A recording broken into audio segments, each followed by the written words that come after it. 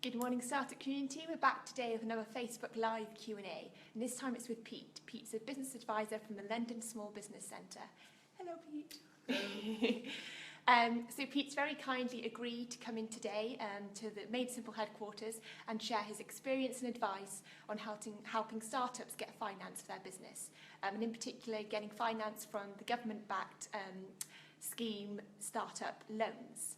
So Pete, start off maybe just by introducing yourself to the community and telling us a little bit about your background and what you do. Hi everyone, nice to be with you. My name is Pete Schombeck. As Sarah has already said, I'm a business advisor at London Small Business Centre based in East London. My background is actually in the fashion industry.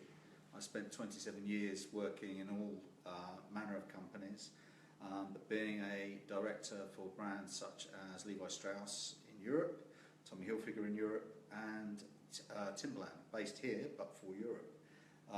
I've also had my own business, which is quite a useful thing given the context of what we're talking about today. And I now advise businesses, hundreds of businesses, over the time I've been with London Small Business Centre. Now, I'm going to jump on to what we do at London Small Business Centre. You're going to cut me out, aren't you? Sorry. Okay, no. Over to you, Sarah. Okay, so Pete, tell us. What would you like to know? What does London Small Business Centre do? Okay, well, London Small Business Centre has been around since 1978. We are the oldest type of advisory business in the UK. We've coached more than 15,000 businesses, and we've lent more than £15 million in that time. And the total number of hours that we've given face-to-face with clients is more than 70,000. We are a mixture of business people from various backgrounds covering the banking sector, music, fashion, creative industry in general, the food industry, and we generally give people advice on getting their businesses off the ground and maintaining their business potential. And you're based in East London, aren't you? East London. Originally we were called East London Small Business Centre, but now we cover the 33 boroughs of London, and we represent, as one of our main funds, the Startup Loan Company Fund. Okay, great. And actually, is it just for London businesses then, or do you see... There are exceptions. For example, the Startup Loan Company obviously covers the whole of the UK.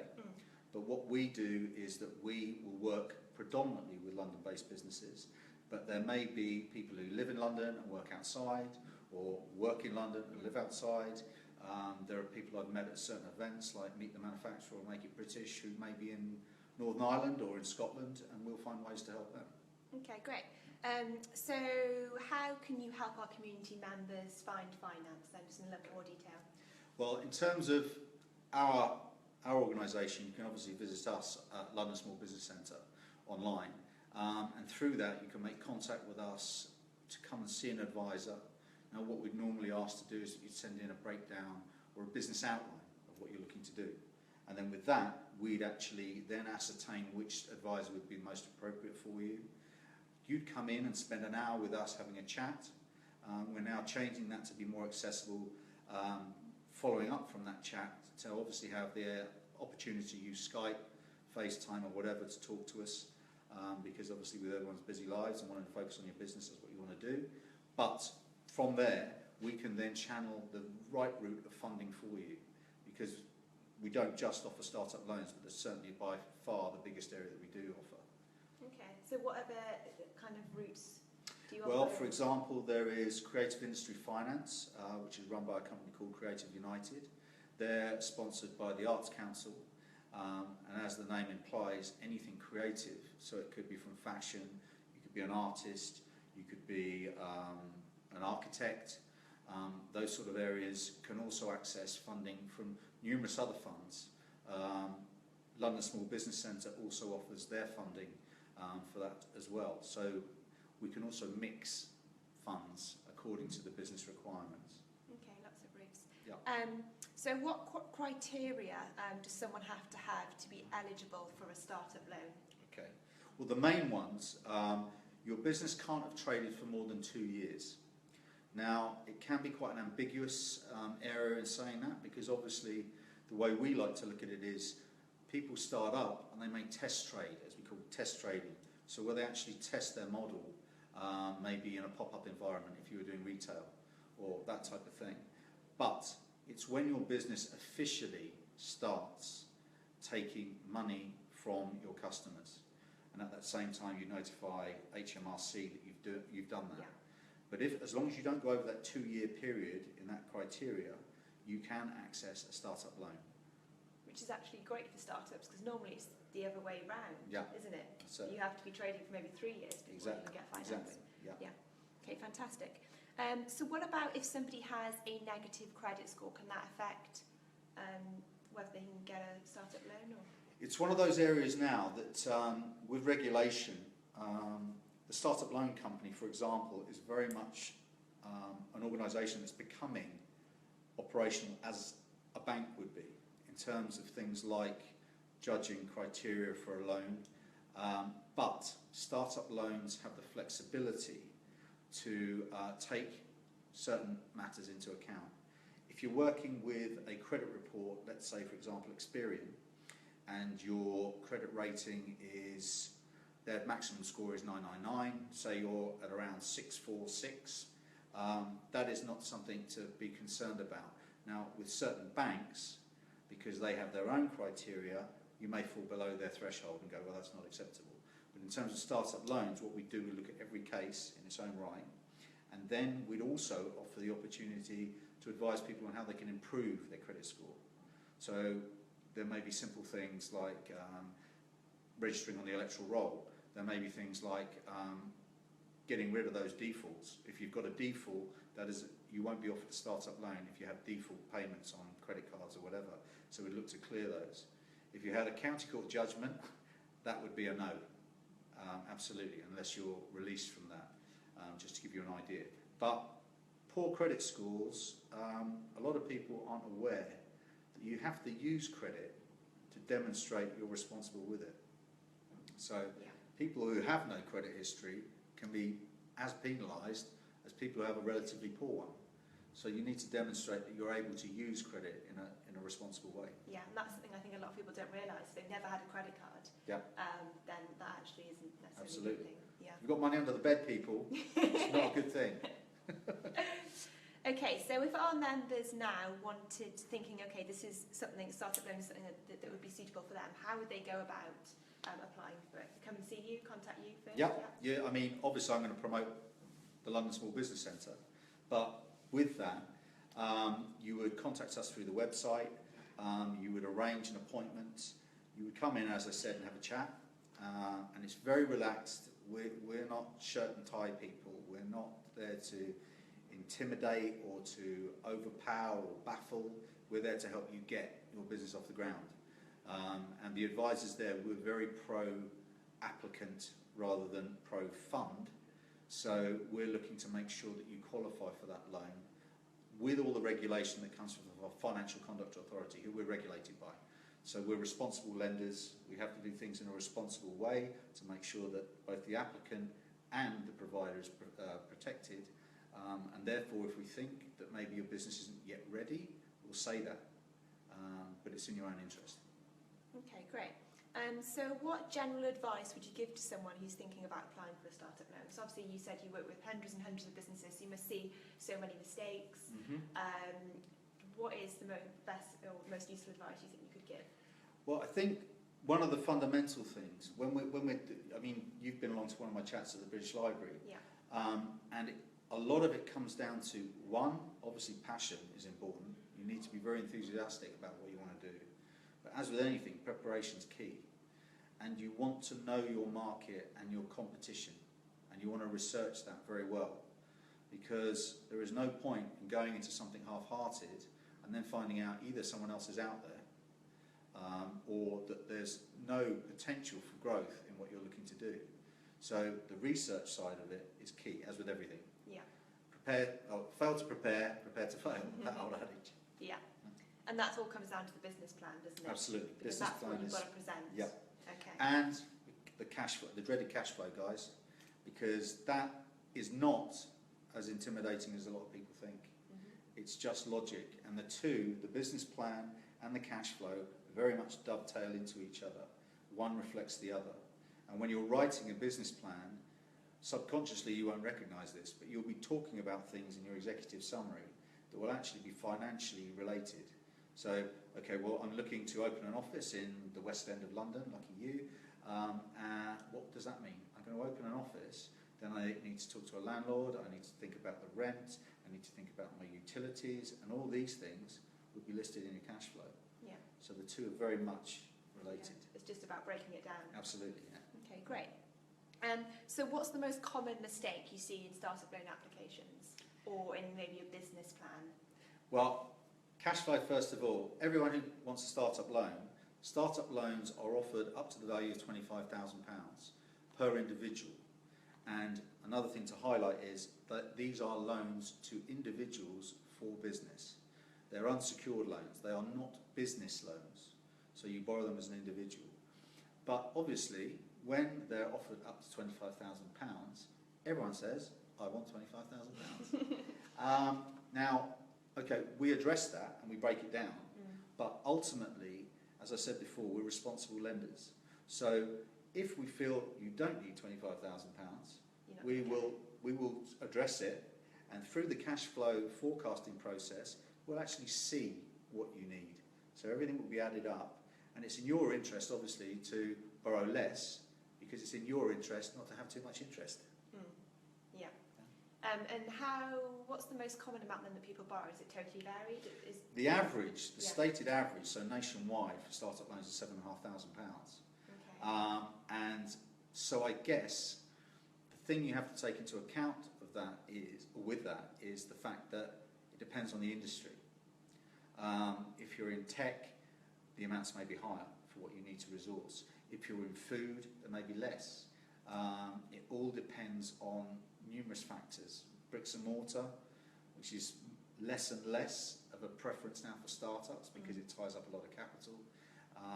You would need more money for a deposit or for renovation costs, etc. Yeah. But the average nationwide is £7,500. Okay, so don't be greedy. Don't ask more than you need. Yeah, absolutely, absolutely. Yeah. Okay, fantastic. So what tips can you share with the community about what to include in a successful, I guess, funding aimed business plan? Well, first of all, when you start writing your business plan, the executive summary tells us about your vision, or the reader, I should say, your vision for your business. So you want to articulate very clearly on your background, what's led you to where you are now, and you want to talk about that and qualify the idea behind the business. Now, the first two things I look at in a business plan when it's finished is the executive summary and the SWOT analysis. Two very important elements, because in a SWOT analysis, which is obviously your strengths, well, not obviously, it's your strengths, your weaknesses, the opportunities and your threats, that outlines how aware you are of what you're going into. It advertises to me the strengths that you're bringing to it. Via the weaknesses, it's not detrimental thing to have in their weaknesses, because that helps you identify what you need to address to strengthen your business. Yeah, it's important people are aware of that. Absolutely, absolutely. So what resources you'll need to bring in? A common one is usually on the financial side, and you may need to bring in an accountant or a bookkeeper, which is something else people need to consider, because it's not fundamentally important to start your business with an accountant on board, but we can explain that further. Yeah. But a bookkeeper's a good kind of alternative when absolutely, when you're starting off, because £25 to £30 an hour, much better than retaining an accountant's services until you're in a position where you need to return a set of accounts. But that's another thing. So in terms of the actual what's good to see, is that you've outlined very well in your business plan what the business opportunity is and what your plan is. And then in the finances, that you've researched all the costs.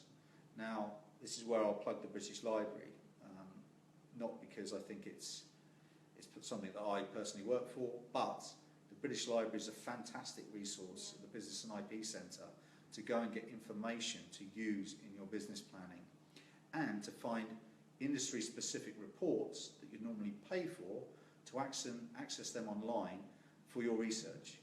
Again, it shows the reader and educates you on what you need to consider for your business. So it's really, I mean, and it's one, and I always say this in my presentations there, it's one of the best resources in the world.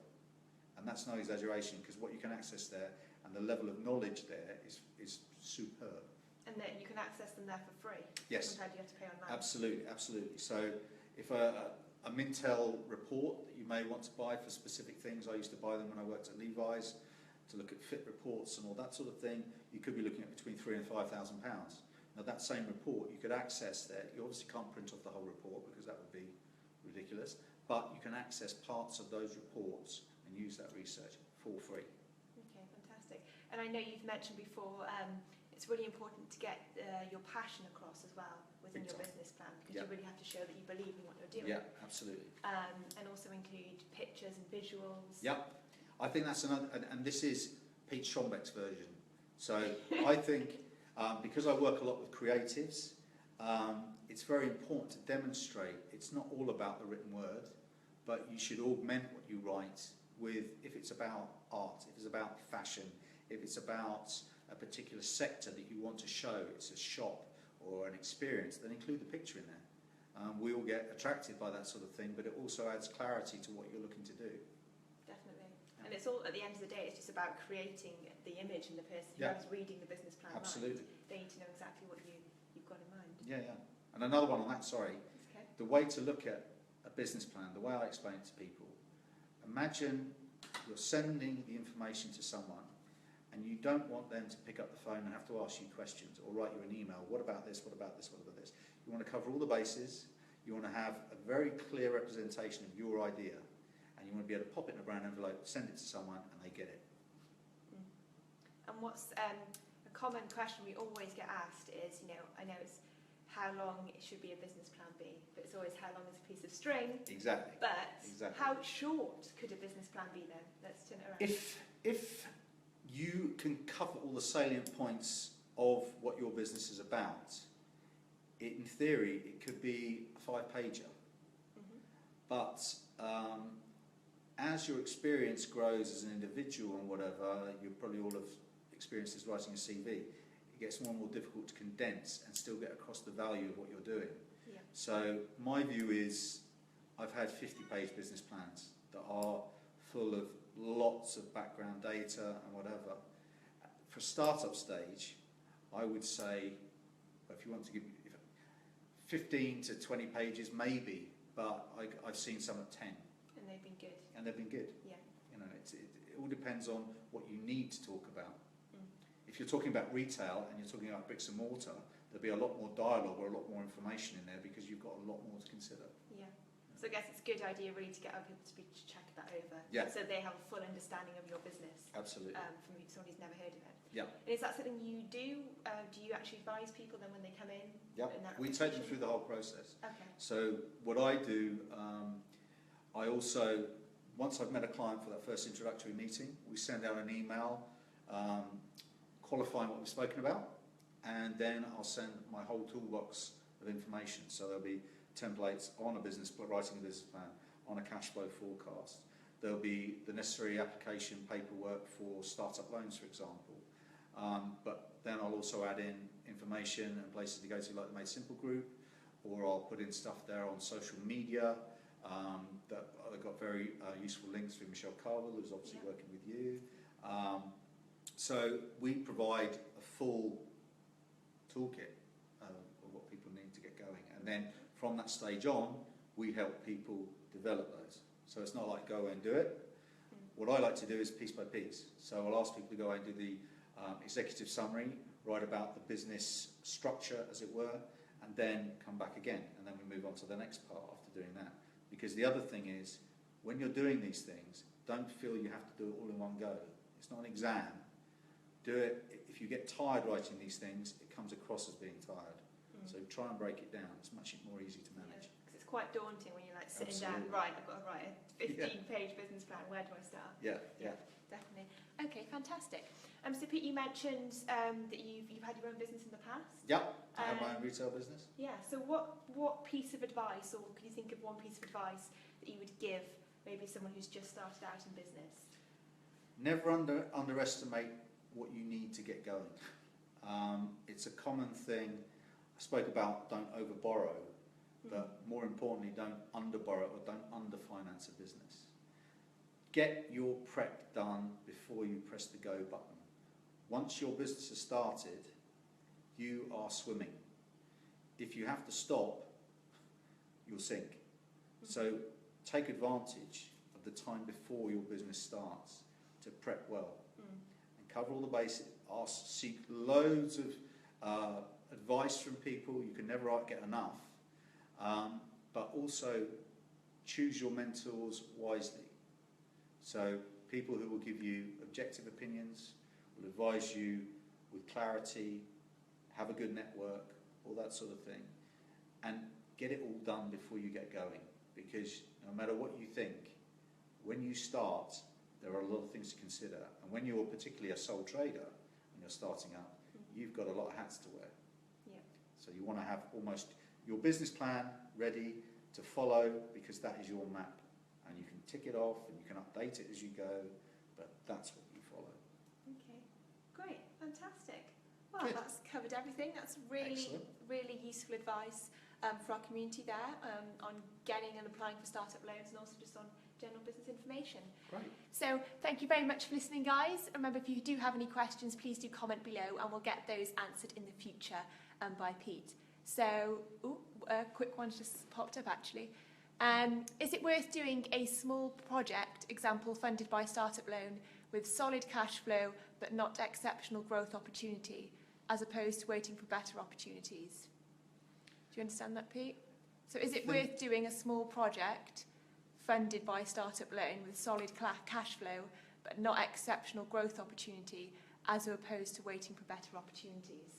Well, I think in that context, if you're starting a business, you're starting a business. You need to demonstrate that in your cash flow, your business plan, or whatever with startup loans. But yes, in a way, to get the initial concept going, absolutely, you can do that. It's startup loan. It's to get a concept going. Don't use it as something that can you try something out, because there are far cheaper ways than borrowing money to try out a concept. You can get out there, you can probably bootstrap or finance it yourself in terms of testing things. If you're looking at retailing, you could go to a market or a fete and just get people's feedback on the products that you're selling. So you can borrow, if you wanted to, from startup loans, you could borrow as little as £1,000. £500, but that'd be daft. £1,000. And with that £1,000, you could get things going. And then you also have the opportunity to add what they call a top-up loan. So between the amount you initially borrow and the $25,000 maximum, you can, in theory, contact the startup loans company, providing your business has been trading well for 6 months and has repaid its money very well. You could then ask for a top-up. So I think that kind of answers it. Yeah. But don't use it as a, I'll have a go at this. You still got to prep for it. And you've still got to pay it back as well. Very much. Let's not forget that. Yeah. It's not with just interest, free money. with interest. Yeah. Okay, fantastic. Oh, another one's come up. Are your advisory services to startup loans only, or do you offer advice on other aspects of business setup as well? All aspects of setting up a business. The Startup Loans is an organisation that we work with, and we are their face-to-face representatives. We are their mentors. They are the financial provision part of the whole deal, and they are backed by the government. Okay, great, fantastic. Well, thank you very much, Pete, for your time, Not at and all. glad that was lots of comments here saying how helpful it was. So Good. glad you enjoyed that. Have a good Friday, everybody, and have a great weekend. See you Bye. guys. Bye.